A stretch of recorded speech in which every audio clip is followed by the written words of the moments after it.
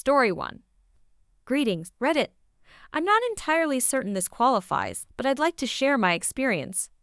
In 2016, when I was 17 years old, I worked in a grocery store.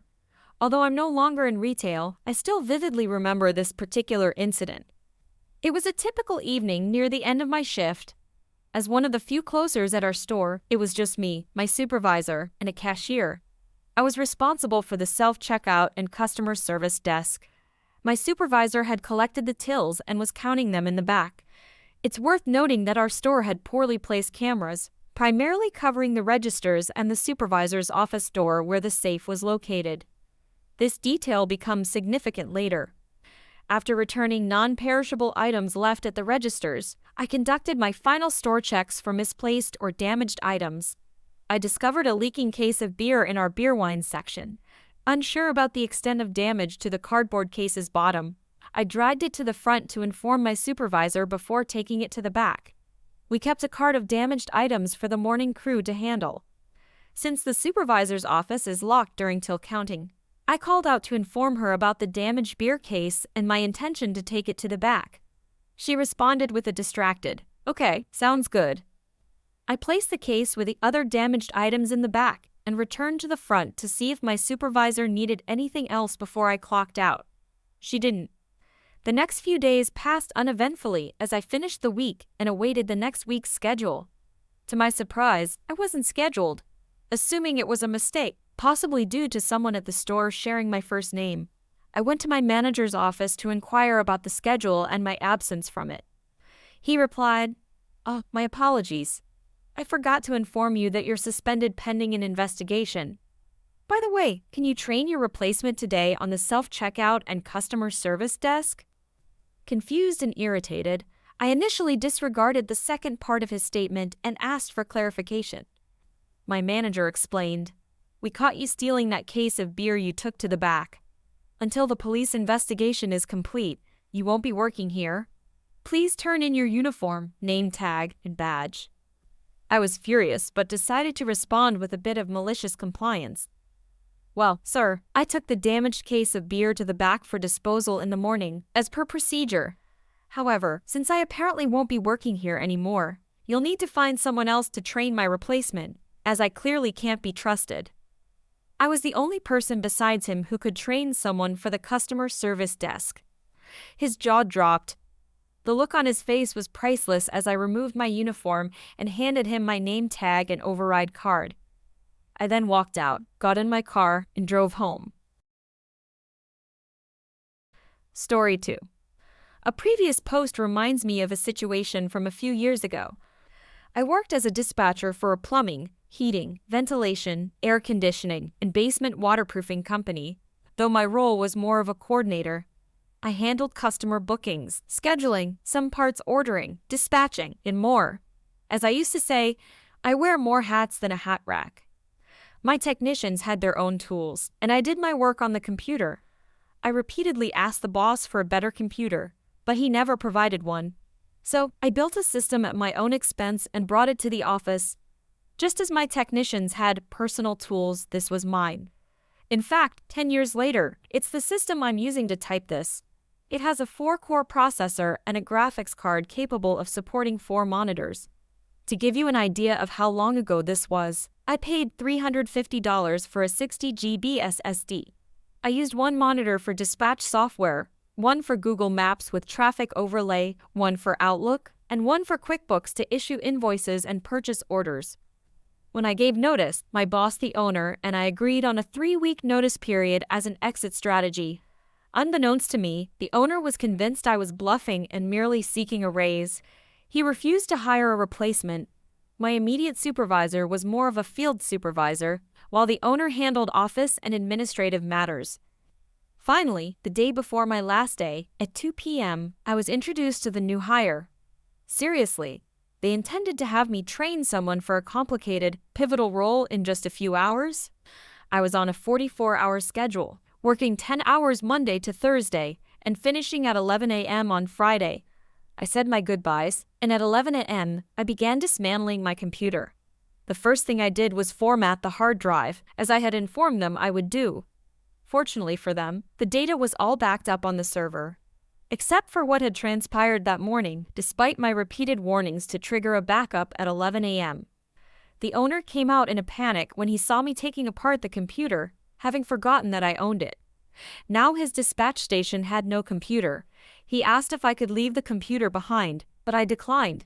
He set my replacement up on an unused, outdated computer in a cubicle. It had a CRT monitor and was extremely slow. The job was challenging enough with 4 screens. I can't imagine doing it with just one. My replacement wasn't unintelligent, but there was no way I could have trained him in a few hours. He only grasped the bare basics of the processes. By noon, I was out the door. My supervisor spent the remainder of the day and most of the next week in the field, leaving the owner to deal with the fallout, which was legendary. Nobody could handle it. The replacement quit, simply not showing up on Tuesday, and nobody else in the office could do what I had been doing. The owner dumped purchase order generation onto accounting, which angered them with the extra workload. He tried to handle scheduling and dispatching himself, frustrating many of the technicians. He assigned one of the customer service representatives to train for the role, but she wasn't the most capable. The best part? I used to handle after-hours on-call duties, and since there was nobody with enough experience, the owner had to answer his phone at all hours of the night, 7 days a week. That's when the exodus began. Over the next few weeks, many of the skilled technicians left, and jobs were mishandled. I heard that he had double-booked 2 basement waterproofing jobs, each worth 5 figures. The company hit a major obstacle. How do I know this? About 3 years ago, I reached out to my supervisor on LinkedIn, and he had moved on to another employer. He offered me a job, and I accepted. We get along wonderfully, and he has shared numerous stories about the chaos that ensued after I left. And all they had to do was buy a new computer and give me enough time to properly train the new employee. Story 3. I'm a nurse working in nursing homes, rehabilitation centers, elderly care facilities, etc. I handle the paperwork submitted to Medicare. This paperwork must be submitted promptly, or the facility's reimbursement rate drops from $700 per day to $200 per day. I'm using approximate figures as I don't recall the exact amounts. This detail becomes important shortly. I worked for a facility that I adored. The people were wonderful, and it felt like a large family. Staff members ate their meals with patience, independent residents visited frequently, and our supervisors were approachable. Then, our bosses retired simultaneously.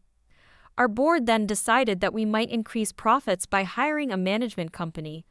All these changes occurred within weeks of each other. They hired a traveling nurse to lead the skilled nursing unit for a year. We didn't respond well to her. She never smiled, would simply stare at you if you asked a question, and decided that new rules which didn't apply to her were necessary. Shortly after her arrival, she began terminating employees. It felt like a war zone had erupted on the floor. There were no more smiles, laughter, visitors, family meals, just an abundance of stress. I was the last one terminated. Oh, I had received write-ups 0 prior to her arrival for things like having my cell phone on the floor in my pocket, having a drink on my desk in my office water, and submitting a certification form late. The doctor signed it on the due date, but they photocopied it before I left for the doctor's office, so they had their 3 write-ups. At 3 p.m. on Friday, the administrator called me into his office. I was informed of my termination. I was shocked. I always worked diligently and excel at my job. I had been there for 7 years. I was escorted to my office to gather my belongings. They had turned off my computer, requested my passwords, and escorted me from the building. Here's where the malicious compliance comes in. They called me in to terminate my employment just as I was creating the packet to send to Medicare. I was never able to send it. They never asked if everything was in order since it was Friday. I volunteered no information. Remember the importance of timely submission? Well, that Friday was the absolute deadline to submit about 30 different forms. Most were 14-day assessments that literally covered 14 days. Billing a friend called to inform me that the default cost over $100,000 by the time they figured everything out. Edit. The passwords they needed were for system administration. I managed 2 different systems for the campus. They couldn't access either without the password. As for my other passwords, Absolutely not. This includes the filing system password, which created an even longer delay. Story 4. I used to work as a manager at a small business. I was the only employee on site during the day, so I was expected to answer the phone, check in deliveries, help walk in customers, etc., whenever they came in. Because I constantly needed to be available, I didn't have a real lunch break. I would just eat my lunch at my desk when I had time. One afternoon, my boss called me on the office phone and casually asked, "Hey, what's going on? What are you working on?" I told him about the project I was in the middle of, and he said, "Really? Because I've been watching the cameras, and you've been messing around on your cell phone for the last 5 minutes." I explained that my fiancé had texted because an emergency had come up, and I was trying to help him handle it, providing account information, logins, and passwords, etc. Since I was working and couldn't handle it myself, his response was, "I don't care. I don't ever want to catch you on your phone again." I tried to explain that I didn't get any breaks during the day, so I didn't have any personal time to handle things that might come up, but he didn't care. So, knowing full well that the owners, other managers, and staff members constantly texted me throughout the day whenever they needed something, I complied. The next day, I came in and left my phone in my purse. I had a smartwatch, so I could see when I got a text, but I didn't answer because I wasn't allowed to be on my phone. After 2 days of ignoring their requests during the day and only answering their texts after leaving saying, "Sorry, I didn't see your text because I'm not allowed to be on my phone at work. I've already left for the day," my boss came in and told me we needed to have a discussion. He called me out on my malicious compliance, but also acknowledged that I was essentially confined to the office for 8 hours a day.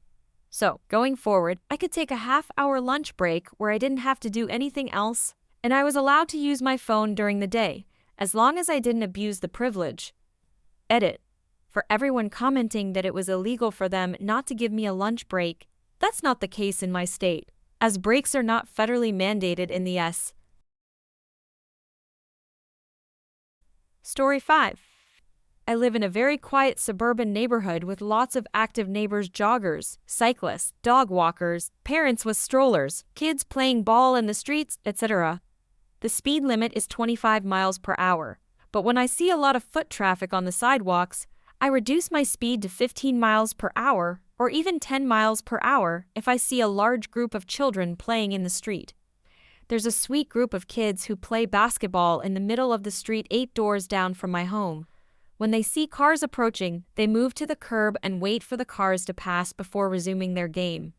One day, I was driving home from work and saw the kids playing, with their mother on the front lawn talking with another adult. I slowed down to 10 miles per hour and drove on the complete opposite side of the street as I crept by. A little while later, she knocked on my door and complained about how fast I was driving and that I could have harmed her precious children. I said, "The speed limit is 25 miles per hour, and I was going 10 miles per hour. "How much slower do you want me to go?" she said. "I don't care, just slow down, or else I'm going to call the police. I have a doorbell camera, so I can see you every time you drive by. Okay? Overprotective lady, whatever you say." The next day, the kids were outside playing in the street again. I slowly approached and came to a full stop, and then took my foot off the brakes and let the car crawl at 1 mile per hour. The kids stared at me, confused, as it took me an entire minute to pass through their makeshift basketball court. I continued to do this a few more times until one day, the mother came and knocked on my car window as I was crawling by. I lowered my window and asked if there was a problem. She said, "Why are you going so slow? Are you stalking my children?" I replied, "No, of course not. You demanded that I slow down, so I am." And I rolled up my window and went on my way. She came banging on my door again and said, "Don't get smart with me. Now you're going too slow," I responded. "Are you saying that going 10 miles per hour is okay now? Because if you don't like it, you can call the police." She huffed, crossed her arms, and stomped off my porch.